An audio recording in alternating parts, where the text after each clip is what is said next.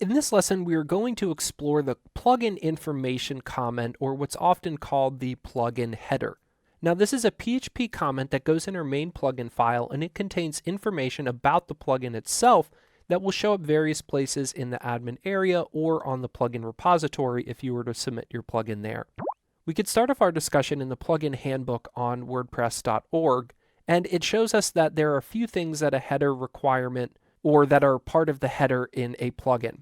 And this is the name of the plugin, the URI for it. This might be on the WordPress repository or on your own site somewhere, a description of it, a version, the author and the author URL, the license and the license URL. Often this is just done GPL or something that is open source, but if you need to do something different, the text domain, which is used for translating, which we saw in themes, and then the domain path, which is where WordPress can help find translations.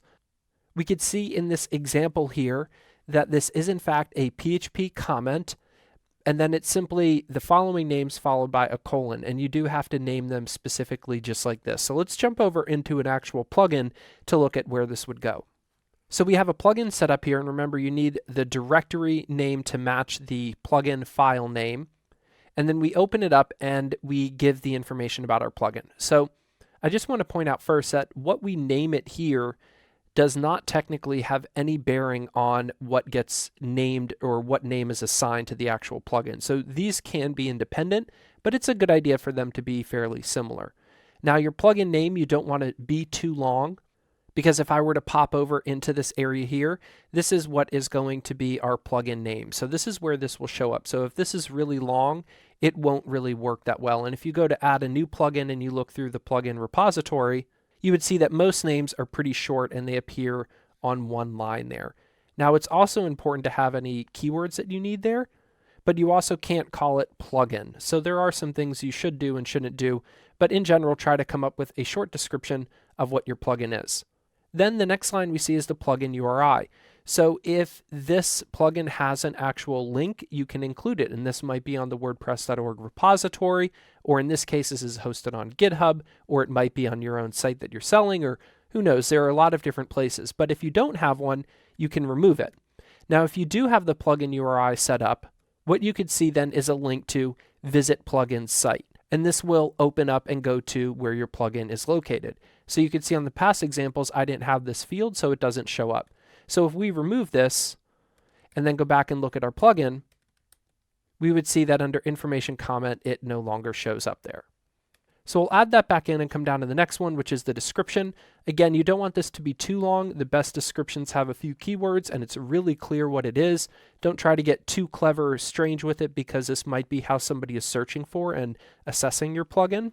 And again, if we come back into the admin area, we could see that this is where the description goes. And if you look at a lot of the major plugins, you'll see that they have pretty decent one sentence. You know, this is a longer one. This is a really short one about here, but then at a certain point, it's going to get cut off. So you want to have something that is just a sentence or two and explains everything really clearly, but again, might include some keywords that you want included. Then we come down to the version number. WordPress has a very specific way of tracking changes sometimes with version, especially if you're part of their repo system. So this is the best approach, 1.1, changing this at a time until you get to here after, that resets to 0. And you can play with that or take it out entirely. However, I would suggest that you do track changes to your plugin, and down the road you could create change logs and things like that, especially if you're releasing it to the public. That is something that you want to have. Now, contributors, this is going to be your WordPress.org username. So if we were to go to the plugin repo, and let's open up BuddyPress here and then go check it out on the actual plugin site. Oh, that's not what we wanted to do. Okay, so if we were to check it out here, one of the features that you will see are the people that worked on this. So development, let's see, maybe it's in here, or maybe it's advanced view. Okay, contributors. So these are the people that have worked on it, and then that links to their WordPress.org profile where you could see other plugins that they have worked on as well. So this is a way to track that, and your username is what you are going to be using to put in there. Now, if you don't have one or you're not doing this on the .org repo, then it might not matter, but in general, that option is there for that purpose. So that's where the contributors is going to go, and you could have multiple ones if you want. In this case, it's just one.